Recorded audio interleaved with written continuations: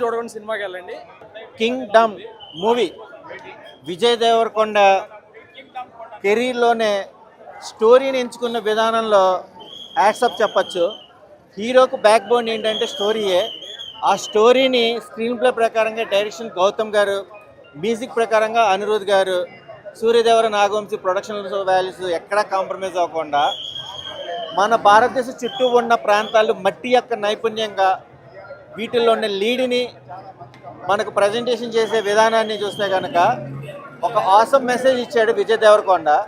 విజయ్ దేవరకొండ కెరీర్లోనే ఒక మెసేజ్ఫుల్ మూవీ ఏంటంటే శాస్త్రం ప్రకారం కూడా కొన్ని దేవతకు సంబంధించిన సంత భాషలు చూస్తుంటే కనుక సలార్లో దేవుడి గురించి కానీ, కేజీఎఫ్లో దేవుడి గురించి కానీ ఆ మోటివేషన్ ఏంటి అనేది పుట్టిన దగ్గర నుంచి ఎండ్ అయ్యేంత వరకు ఒక మంచి కంబ్యాక్ మూవీ అనుకోవచ్చు. మ్యూజిక్ ప్రకారం కూడా Anirudh background music awesome. DOP కూడా వెల్యువేషన్ స్టార్స్ చూస్తుంటే కనుక చాలా బాగుంది.